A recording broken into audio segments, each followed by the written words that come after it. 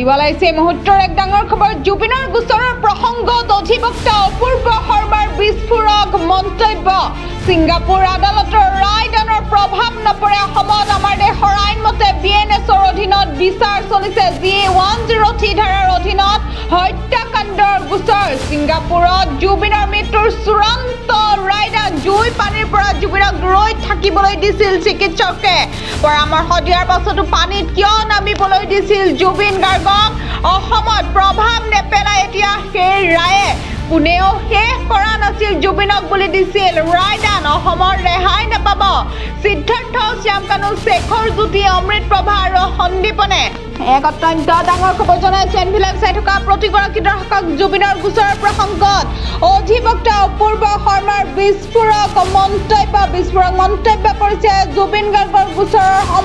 সন্দৰ্ভত অধিবক্তা অপূৰ্ব শৰ্মাই ছিংগাপুৰ আদালতৰ ৰায়দানৰ প্ৰভাৱ নপৰে অসমত জুবিন গাৰ্গৰ যে ছিংগাপুৰৰ ৰায়দান দিছে সেই ছিংগাপুৰৰ ৰায়দানৰ প্ৰভাৱ নপৰে আমাৰ দেশৰ আইনমতে বিএনএছৰ অধীনত বিচাৰ চলিছে আমাৰ দেশত বিএনএছৰ অধীনত বিচাৰ চলিছে যি 103 ধাৰাৰ অধীনত হত্যাকাণ্ডৰ গোচৰ 103 ধাৰাৰ হত্যাকাণ্ডৰ গোচৰ চলিছে ছিংগাপুৰত জুবিন গাৰ্গৰ মৃত্যুৰ চূড়ান্ত ৰায়দান দিছে আৰু জুই পানীৰ পৰা জুবিনক দূৰৈত থাকিবলৈ দিছিল চিকিৎসকে কিন্তু পৰামৰ্শ দিয়াৰ পাছতো পানীত কিয় নামিবলৈ দিছিল জুবিন গাৰ্গক অসমত সেই ৰায় এতিয়া প্ৰভাৱ নেপেলাই কোনেও শেষ কৰা নাছিল জুবিন গাৰ্গক বুলি ৰায়দান দিছিল কিন্তু অসমত ৰেহাই নাপাব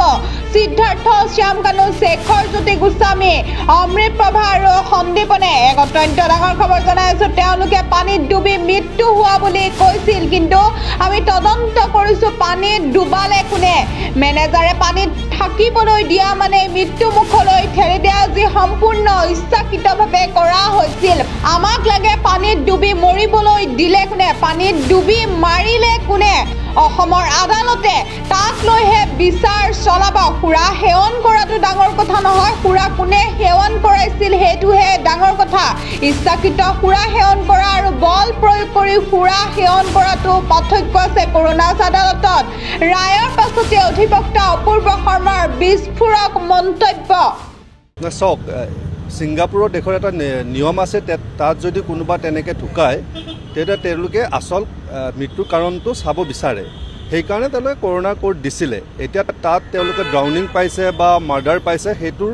ডাইৰেক্ট ইম্পেক্ট আমাৰ কোৰ্টত একো নহয় কাৰণ আমাৰ কোৰ্টত চলি আছে বিএনএছৰ আণ্ডাৰত আৰু বিএনএছৰ আণ্ডাৰ 103 মানে মাৰ্ডাৰ কেছ এটা চলি আছে আমাৰ দেশৰ যিখন আইন আছে তাৰ মতে আৰু তেওঁলোকে ইনভেষ্টিগেশ্যন কৰিছে মানে কাৰণটো জানিবৰ কাৰণে তেওঁলোকৰ মতে গতিকে ডাইৰেক্ট একো ধৰণৰ ইয়াত ইম্পেক্ট নপৰে মানে প্ৰভাৱ নপৰে আৰু কৰোনাৰ ৰিপৰ্টে এইটো কথাও কৈছে যে এই মৃত্যুটো এটা পানীত ডুবি পেলাই মৃত্যু হোৱা বুলি কৈছে এতিয়া কথাটো চাওক আমিও এটা কথা কৈছোঁ পানীত ডুবিয়েই মৃত্যু হৈছে কিন্তু পানীত ডুবিল কিয় কেনেকৈ ডুবিল তেওঁলোকৰ ৰিপৰ্টত সেইটোৱে আহিব ড্ৰাউনিং বুলি আহিব পানীত ডুবি মৰিল বুলি আহিব কিন্তু পানীত ডুবালে কোনে মই পানীত যাব নলগীয়া মানুহ মই পানীত এবাৰ গৈছোঁ এবাৰ যোৱাৰ পিছত মোৰ দায়িত্ব কি আছিল শ্যামকানু মহন্ত বা সিদ্ধাৰ্থ শৰ্মাৰ দায়িত্ব কি আছিল বিং এ মেনেজাৰ যে পানীত গৈছে মই তাড়াতাড়ি আনিব লাগে তেওঁ যদি জুবিন দাক পানীত থাকিবৰ কাৰণে এৰি দিয়ে মানে কি তই তোক মৰিবলৈ এৰি দিছোঁ আপোনাক চাব আপোনাক মাৰিবৰ কাৰণে মই ডেগাৰে মাৰিব লাগে বুলি কথা নাই বন্দুকেৰে গুলিয়াব লাগে বুলি কথা নাই ছাপ'জ ধৰি লওক আপোনাৰ মূৰৰ ওপৰত এখন তৰোৱাল আছে সেই তৰোৱালখন এটা ৰছীত গাঁঠি দিয়া আছে ৰছীডাল মোৰ হাতত আছে মোৰ যদি বেয়া ইণ্টেনশ্যন হয় যদি মোৰ মানে মনটো বেয়া হয় তেতিয়াহ'লে মই ৰছীডাল এৰি দিম আপোনাৰ মূৰৰ ওপৰত তৰোৱালখন পৰিব আপুনি মৰি থাকিব তাৰপিছত ক'ব এইটো মোৰ নেগলিজেণ্ট হ'ল এইটো নেগলিজেণ্ট বুলি মানিব নেকি গতিকে এটা কথাই ঠিক ড্ৰাউনিং হৈয়ে ঢুকাইছে তাত কাৰো ডিমত নাই কিন্তু ড্ৰাউনিং মানে পানীত ডুবি মৰিল কিয় কোনে পানীত ডুবাই মাৰিলে সেইটোহে এইখন আদালতে এতিয়া বিচাৰ কৰিব আমাৰ SITয়ে যিখন চাৰ্জশ্বিট দিছে তাত কৈছে যে পানীত এনেকৈ তেওঁ ঢুকালে চবেই দেখিছে কিন্তু এই ঢুকুৱাটো এটা মাৰ্ডাৰ হয় কাৰণ তাক পানীত ডুবাই মাৰা হৈছে আপুনি মূৰগুজি মাৰিব নালাগে জানে যে ই পানীত পৰিলেই মৰিব গতিকে তেওঁক পানীত পেলাই দিছে মৰিছে ডেফিনেটলি ৰিপৰ্টত কৈছে যে তেওঁ অত্যাধিক সুৰাপান কৰি আছিল সেইটোতো চবেই জানে যে অত্যাধিক সুৰাপান কৰি আছিল কিন্তু কোনে কৰাইছিল এতিয়া আদালতত বহুতে যুক্তি দৰ্শাই যে তেওঁতো বাচ্চা নহয় তেওঁ ইমান মেচিয়ৰ্ড মানুহ তেওঁক কোনোবা মদ খুৱাব লাগে নেকি কিন্তু মই ব্যক্তিগতভাৱে জুবিন দাৰ লগত মই বহুত পাইছোঁ তেওঁ এটা শিশুসুলভ মানুহ আছিল, সকলোৱে জানে অসমৰ মানুহ। গতিকে তেওঁ বেছিকৈ মদ খুৱাবলৈ বেছি সময় নালাগে। আৰু মদ আপুনি বেছি বাৰ্থডে পাৰ্টি খোৱা আৰু এজন অসুস্থ মানুহক পিছদিনা মাৰিবৰ কাৰণে খোৱাৰ মাজত কিন্তু পাৰ্থক্য আছে। গতিকে এজন মেনেজাৰ বা এজন অৰ্গেনাইজাৰৰ সম্পূৰ্ণ দায়িত্ব আছিলে যে তেওঁক হেৰি কৰাটো, সুৰক্ষা দিয়াটো। তেওঁলোকে পূৰা বিফল হৈছে। আৰু কৰোণাৰ কোৰ্টত যিয়ে ফাইণ্ডিং নাহক, কিন্তু আমাৰ কোৰ্টত যিটো চলি আছে, আমাৰ যদি ইয়াতে আমি চাওক, তেওঁৰ গাতটো আঘাত আছে, আঘাতকেইটাৰ কথাটো কৰোণাৰ কোৰ্টে একো ক'ব নোৱাৰিলে। কিয় নোৱাৰিলে? তাৰমানে সেইটো লাইনত ইনভেষ্টিগেশ্যন হোৱাই নাই।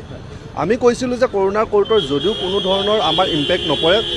সেই প্ৰচিডিংটোত কিন্তু আমি ভাগ লোৱাটো উচিত আছিল, মই কিন্তু কৈছিলোঁ। গতিকে কিয় নল'লে কি নল'লে সেইটো প্ৰচিকিউশ্যনৰ কথা। গতিকে এইটোৱে কথা, আমাৰ কোৰ্টত এতিয়াও আমি ভাল লাইনত গৈ আছোঁ। আমাৰ নিশ্চয় আমি ভাবোঁ দুখীয়া শাস্তি পাব, আৰু কৰোণাৰ কোৰ্টত যিয়েই নাহক তাৰ কোনো ইম্পেক্ট বা প্ৰভাৱ আমাৰ প্ৰচিডিঙৰ ওপৰত নপৰে। অভিযুক্তইতো ক'বই যে তাতো পানীত ডুবি মাৰিছে। আমি বাৰে বাৰে কৈছোঁ পানীত ডুবিয়েই মৰিছে। আপোনাক যদি পানীত মই মূৰটো গোজা মাৰি ধৰোঁ, পষ্টমৰ্টেম ৰিপৰ্টত কি আহিব কওক? পানী খাই ঢুকাইছে। তো পানী খাই কেনেকৈ ঢুকাল? যে অপূৰ্ব কুমাৰ শৰ্মাই মফিজুলৰ মূৰটোত দবাই ধৰিলে পানীৰ তলত, তেতিয়া ঢুকালে। ঠিক বচাবলৈ কোনে চেষ্টা কৰিছে? তাত কৈছে যে বচাবলৈ চেষ্টা কৰিছিল, কিন্তু তেওঁ সেইটো আৰু বচাবলৈ চেষ্টা কৰোঁতে তেওঁক পানীত মূৰটো গুজি দিয়া নাই বুলি কৈছে। যদি ৰিপৰ্টটো আমি ভালকৈ পোৱা নাই, অলপ নেট চাৰ্চ কৰি আপোনাক কৈ আছোঁ যে পানীত গুজি ধৰা নাই বুলি কৈছে, কিন্তু বচাব কোন কেইজন গৈছিলে? তাত থকা মানুহকেইজনে গৈছিলে। গতিকে তেওঁলোকে বচাব চেষ্টা কৰিছে, কিন্তু তাক ৰক্ষা কৰাৰ দায়িত্বটো কাৰ আছিলে?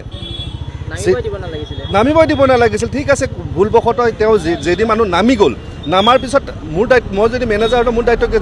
ওপৰত বলো আপুনি নামিব নোৱাৰে, কোনো কাৰণত নামিব নোৱাৰে, ধৰক চাকৰি যাওক মোক, তেনেকুৱা ধৰণৰ হ'ব লাগিছিল। গতিকে কৰোণা কোৰ্টৰ যিটো ফাইণ্ডিংছ আছে, তেওঁলোকৰ ফাইণ্ডিংছত এইটোৱে কথা যে তেওঁ পানীত ডুবি ঢুকাইছে। আৰু আমাৰ এটা কথা হ'ল, পানীত ডুবি কেনেকৈ ঢুকিল, কোনে ডুবালে, সেইটোৱে আমাৰ কোৰ্টে বিচাৰ কৰি উলিয়াব। আৰু যদি গম পায় যে সিদ্ধাৰ্থ বা শ্যামকানুহঁতে পানীত ডুবাই মাৰিছে, নট ডাইৰেক্টলি নহয়, ইমপ্লাইডলি বা অলপ আওপকীয়াভাৱে পানীত ডুবাই মাৰিছে, তেতিয়া তেওঁলোকৰ নিশ্চয় শাস্তি হ'ব।